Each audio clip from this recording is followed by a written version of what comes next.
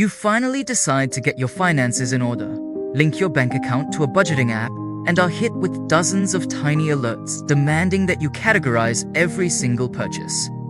Trying to manually sort a $3 parking meter and a grocery run creates massive decision fatigue.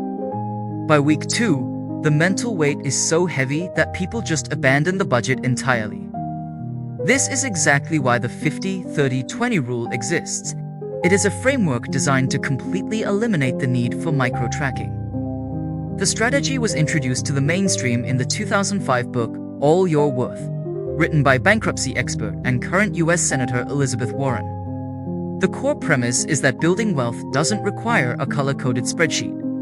Instead, you organize your cash flow into 3 broad categories.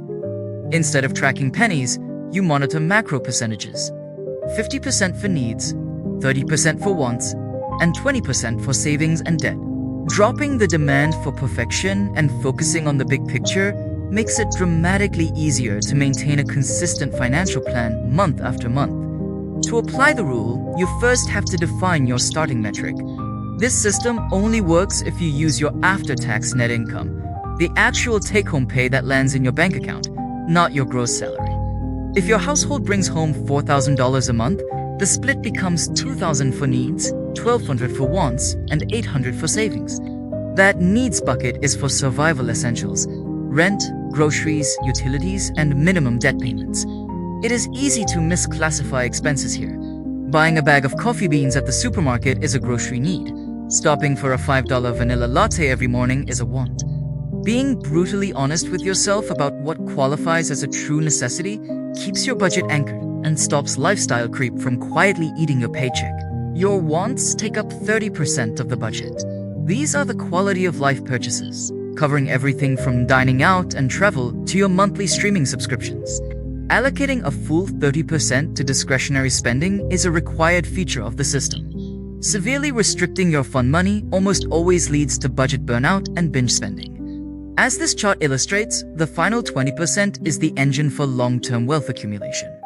This is where you fund your emergency reserves, retirement investments, and any extra payments to clear debt faster. You also have to account for irregular annual expenses, like property taxes or vehicle registrations. If you don't factor these into your monthly savings rate, they will destroy a 30-day budget when they hit. Strictly walling off your fund money from your investments guarantees that you are securing your financial future without sacrificing your present-day sanity. The modern criticism of the 2005 rule is that surging housing costs in major metropolitan areas routinely force people's basic needs well above the 50% threshold. If your rent and utilities alone eat up half your take-home pay, cutting out a $10 subscription service will not balance the math.